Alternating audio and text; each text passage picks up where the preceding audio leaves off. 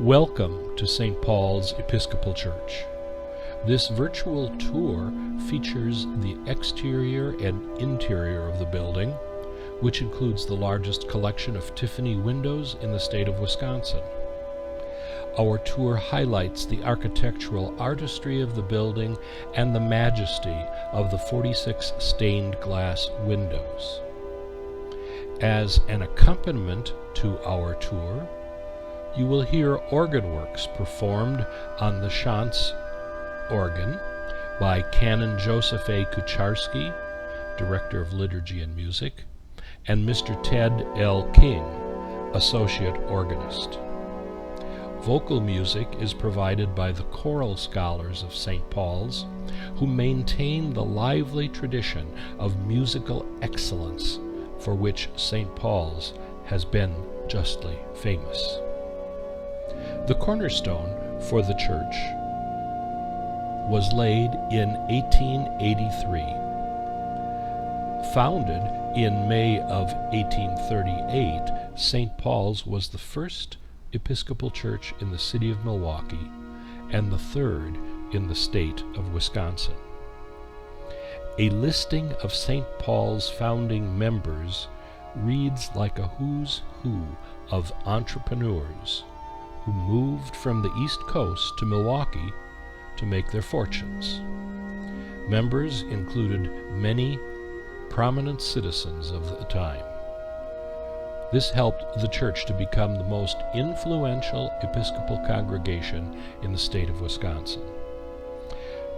Their children and their children's children formed the nucleus of the congregation for generations to come. The church's present building was designed by E. Townsend Mix in the Richardson Romanesque-style. The exterior utilizes red Potsdam sandstone from Bass Island, one of the Apostle Islands in Lake Superior. Parishioner Daniel L. Wells donated the stone, which was shipped by boat from Bayfield, Wisconsin.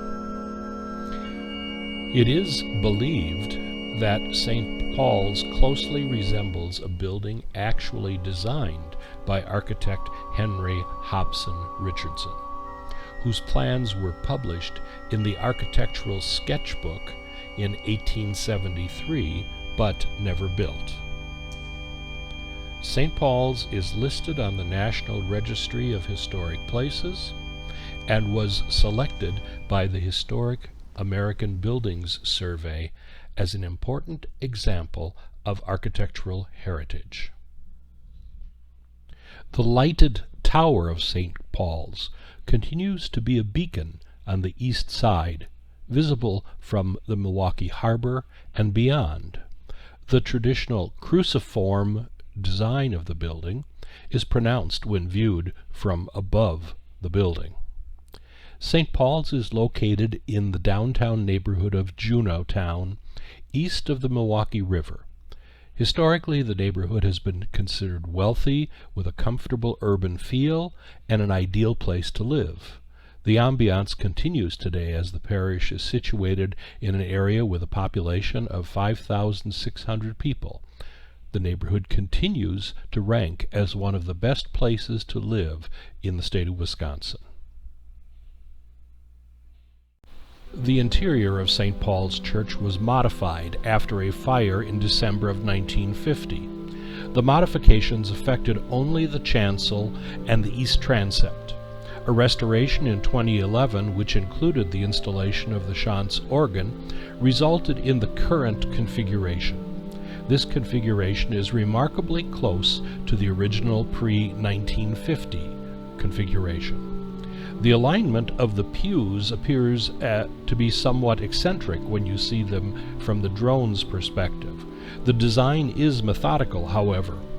For decades, the major source of income for the parish came from annual pew rental. The Pew Committee annually set the rental price and issued pew deeds, examples of which can still be found in the parish archives. Varying the sizes of the pews allowed for seating different size of families. One did not necessarily rent a whole pew, but that portion of a pew that was appropriate for the size of the family. The late 1800s was a time of significant religious fervor in the United States, and a time when new wealth was being amassed. Between 1875 and 1910, some of America's most significant religious structures were erected. Many of these churches benefited from the desire to create a public testament to God with impressive and enduring architecture and objects of religious art. St. Paul's is representative of that movement in church history. The church is an active house of worship while also serving as a museum of art and architecture. After 136 years, St. Paul's remains an enduring representation of the parish's commitment to seek, through art and music, an opportunity to perfect the praises offered by God's people on earth and to grant them glimpses of God's beauty. In the early 1870s, John Lafarge and Louis Comfort Tiffany were developing a new type of glass called opalescent glass, where color is infused into the glass rather than painted on the surface of the glass. The process creates a very different texture and provides hues that are dramatically affected by the changes in sunlight. Churches like St. Paul's, built during that period, have some of America's most significant collections of stained glass. St. Paul's is home to the largest collection of Tiffany glass in the state of Wisconsin, and that is due in part to the relationship that Tiffany Studios had with Chapman's department store in Milwaukee. The Miller family, who operated Chapman's, were members of St. Paul's. Tiffany windows have a distinctive style that blends the texture of glass with an artistic sense of color within the glass to achieve a unique translucent quality in the windows. An important factor to understand about this type of stained glass is the thickness and weight, which contributes to the long-term maintenance and restoration concerns. To achieve Tiffany quality and color, the artists of Tiffany Studios would layer glass, often of different hues, to achieve the desired color. This layering creates heavy windows, which are supported by lead braces called cames, which hold the glass in place. Lead, being a soft metal, will slide downward under the weight of the glass. This downward pressure causes bowing of the windows and requires regular maintenance.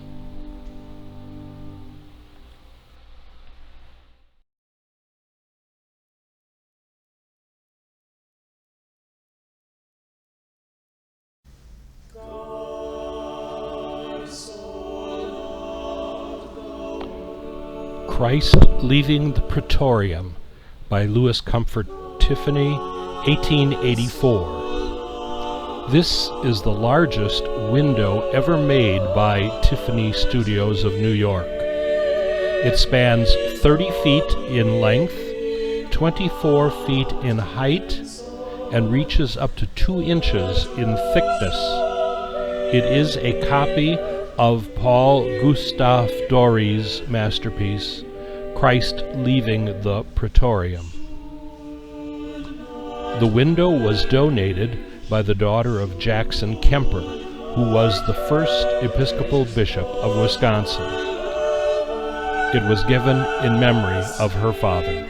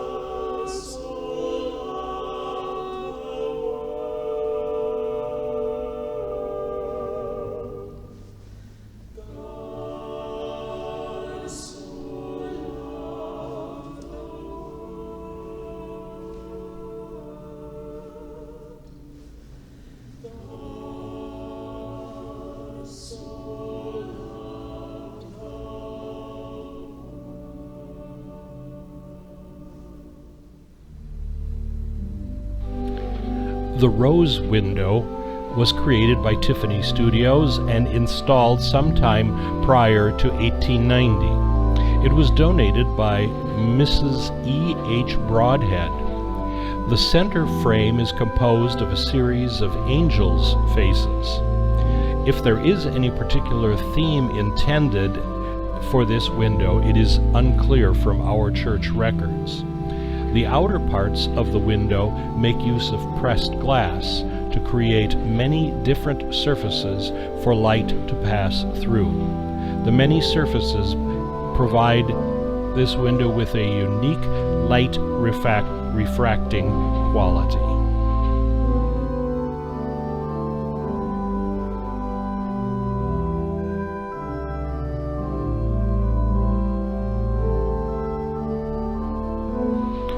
The St. Cecilia window was created by Macaulay and Miles from Chicago. This is the Pearson Memorial Window, and it is dedicated to Hiram and Maria Pearson by their daughter, Mrs. George Mitchell. The design is based on a painting by Raphael depicting the patron saint of music, St. Cecilia, who is the legendary inventor of the organ. She is standing in a niche, which is a common design characteristic of Macaulay and Miles.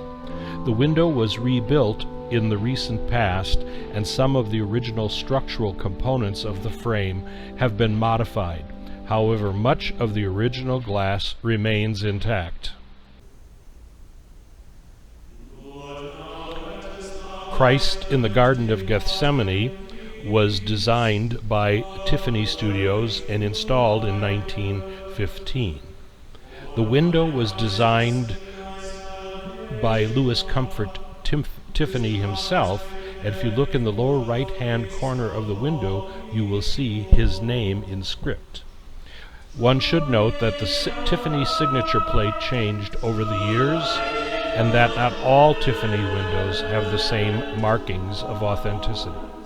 This window is based on a very popular religious picture of this era, and the Tiffany Studios duplicated this particular scene on a number of occasions. If this window has an unusual characteristic, it is found in the presence of the angel in the upper half of the window. There is no historical reference to an angel being present in this biblical scene, suggesting that Tiffany was not beyond embellishing either the story or not beyond satisfying the needs of the donor.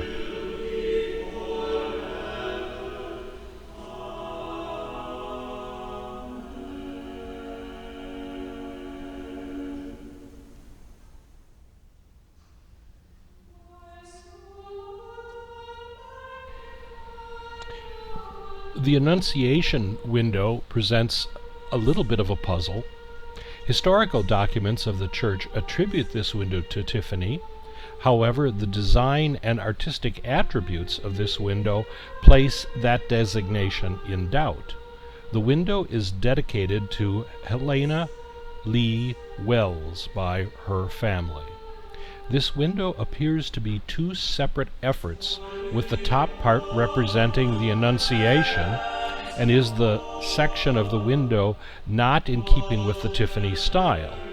The bottom half of the window is representative of some of the early work of Tiffany. Church records suggest that this work was in place when the church was opened in 1884.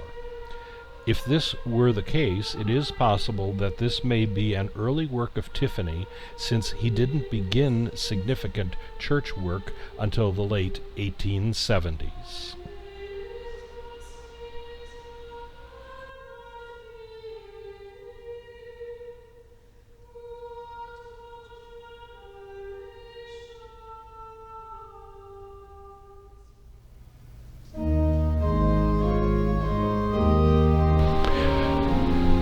The window in the west transept is actually 4 different windows, and this is not atypical of many church windows that sought donors to fill in such large spaces.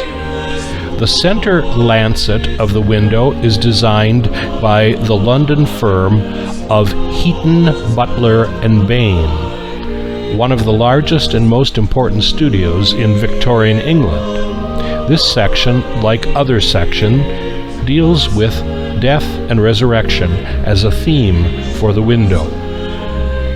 The two side lancets were designed by Macaulay and Miles of Chicago. They, as in their earlier windows, used opalescent glass and jewels, while the center is painted glass. The fourth part is the flower section at the top of the window. This part was donated by the Sunday School of St. Paul's.